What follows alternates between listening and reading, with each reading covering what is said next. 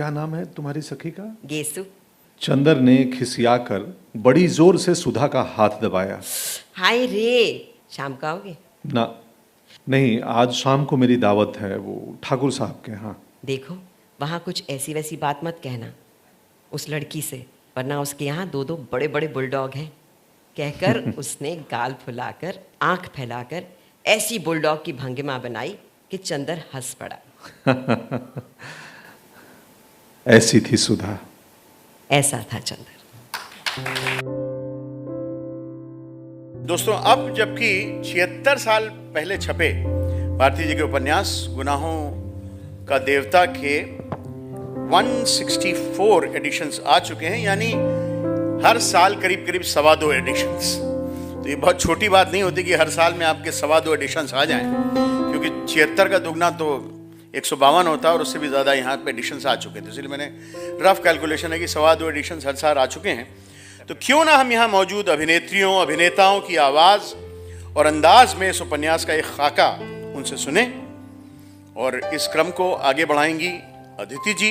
और सबसे पहले गुनाहों का देवता के अंश पाठ के लिए मैं यहाँ बुलाना चाहूँगा दिव्या दत्ता को, मेरी एक बहुत ही चहेती एक्ट्रेस। साथ में सीमा पाहवा, मेरी पड़ोसन और एक और थिएटर की बहुत मजबूत एक्ट्रेस। सुतापा सिकदर, मेरी जूनियर एनएसडी से और मेरे एक और जूनियर दोस्त इरफान खान की क्लासमेट थी और पत्नी बनी। सुतापा सिकदर यहाँ मौजूद हैं। यहाँ पे अनूप सोनी साहब मौजूद हैं, ये भी नेशनल स्कूल ऑफ ड्रामा से हैं। और मेरे जूनियर हैं राजेश तेलंग, एक और नेशनल स्कूल ऑफ ड्रामा से, बहुत ज़बरदस्त एक्टर, इनको आप हर तीसरे सीरियल में देखते होंगे दोस्तों। और पंकज त्रिपाठी। पंकज त्रिपाठी तो एक ऐसा नाम है जिससे आज कोई अपरिचित नहीं है। और बहुत 3 इडियट्स में मैंने एक 2 मिनट का रोल किया था, उसके बाद में मुझे एक रोल मिला जो करीब आधे पौन घंटे का था और मैं मेन विलेन था एक पिक्चर का। और उसमें पंकज जो थे वो मेरे एक कुछ रिश्तेदार बने थे और इनका खामोश रोल था, ये आके सिर्फ सीन में पीछे खड़े हो जाते थे। लेकिन जिस सीन में पंकज खड़े हों वहाँ मेरी तो क्या बिसात थी, मैं तो एक्टर था भी नहीं, मैंने तो डायरेक्शन में पास किया था।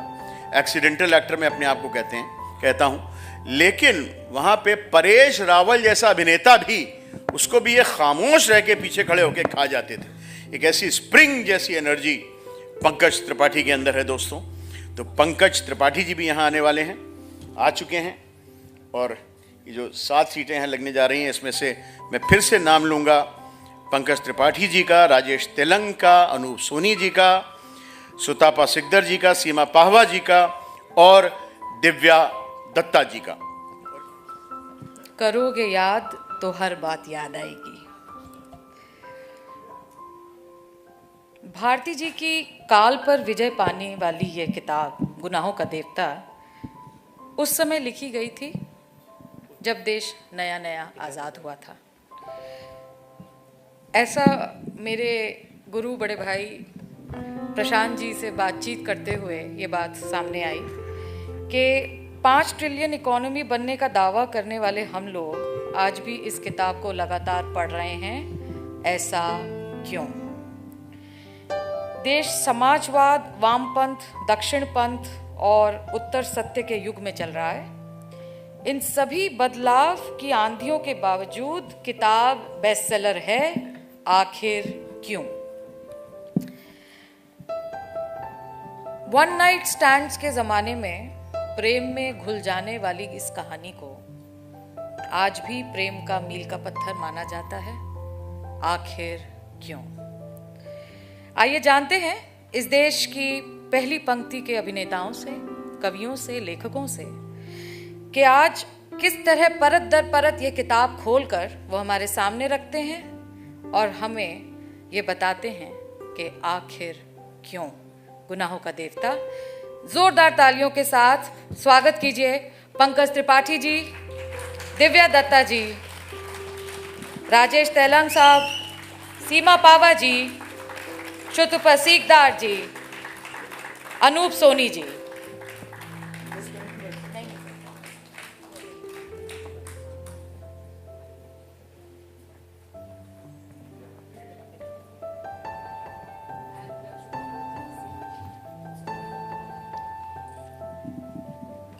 May I please invite on stage Shrutapa Sikdar ji, Anoop Soni ji, सीमा पावा जी। तालियों की गड़गड़ाहट कम हुई।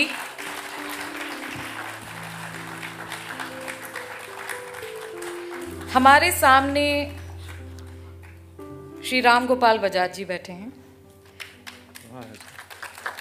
जो कुछ अच्छा वो आपका, जो कुछ बुरा वो हमारा। और इसी के साथ शुरू होती है सुधा और चंदर की कहानी, दिव्या जी और पंकज जी की जुबानी। स्वागत है। शुक्रिया दीदी। आप सबको नमस्कार।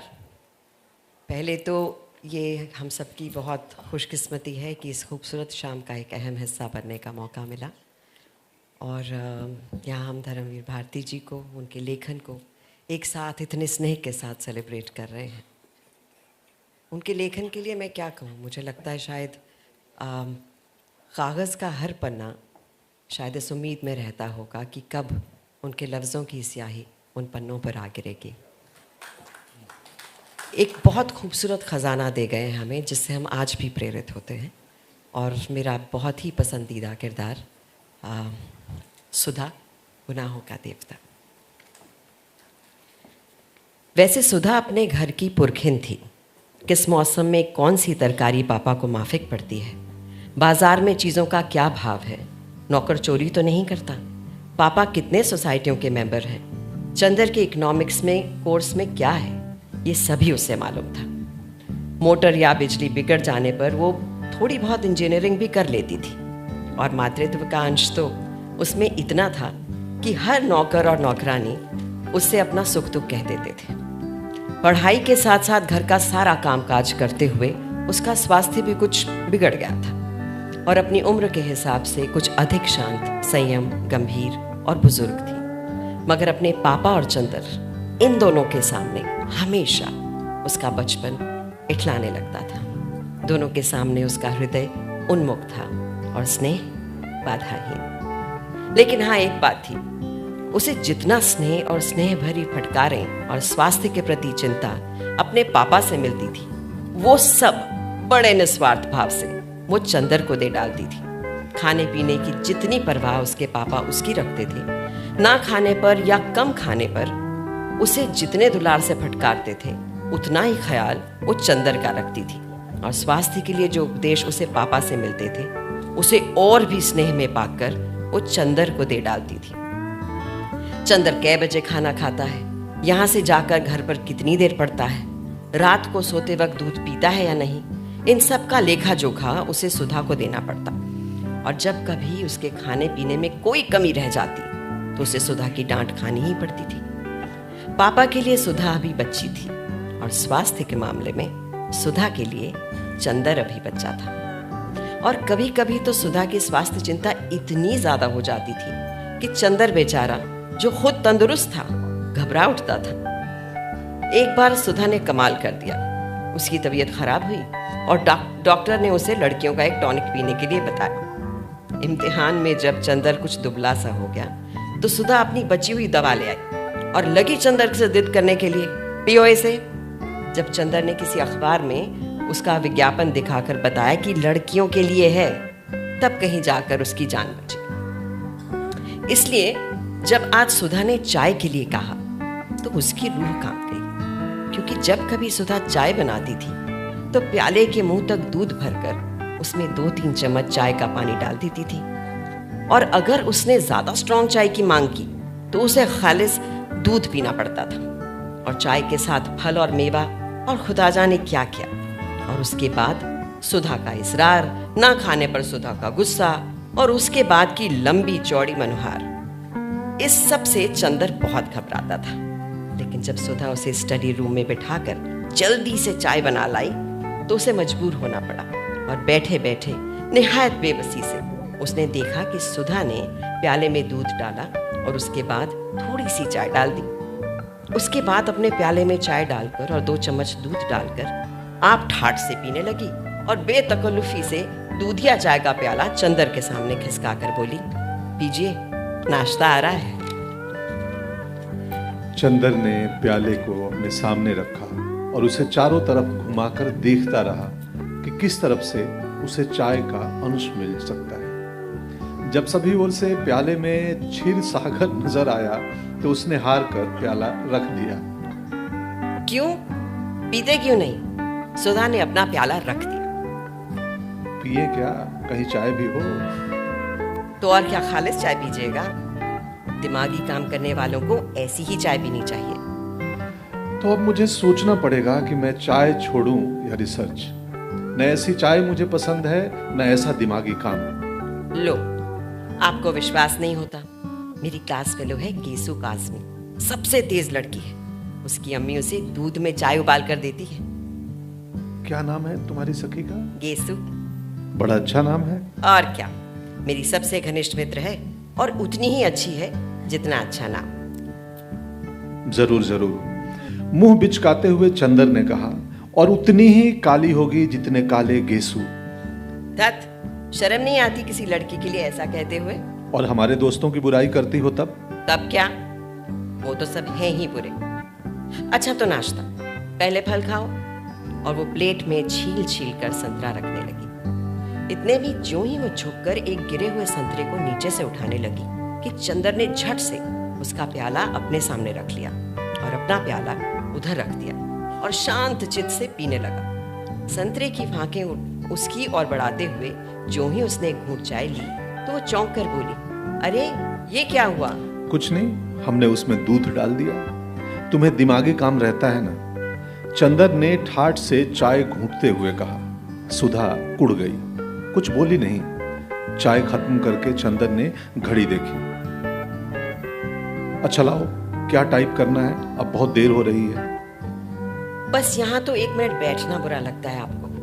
हम कहते हैं कि नाश्ते और खाने के वक्त आदमी को जल्दी नहीं करनी चाहिए। बैठिए ना।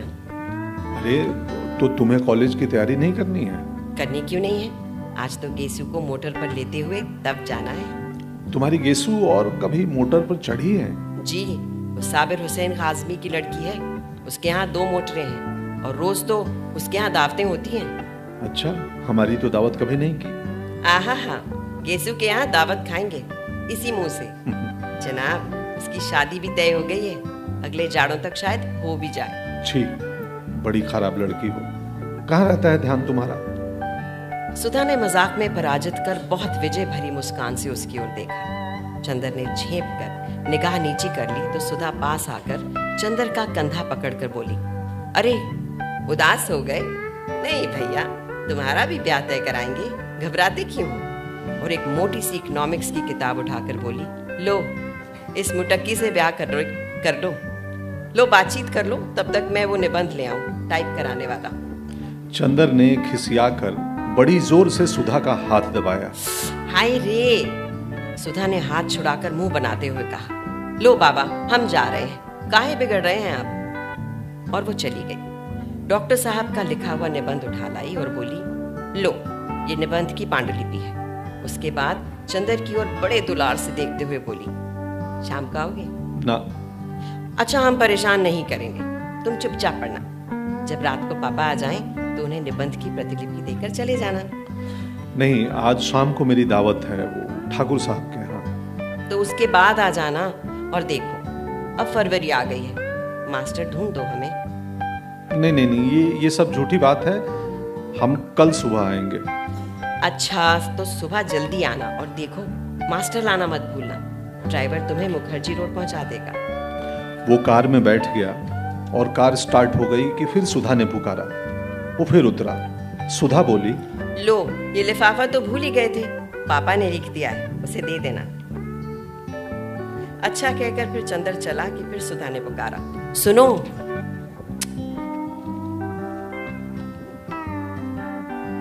अरे एक बार क्यों नहीं कह देती सब? चंदर ने झल्ला कर कहा।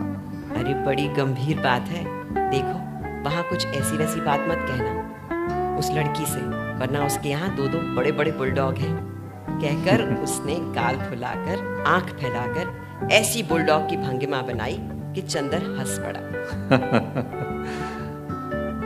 ऐसी थी सुधा। ऐसा था चंदर।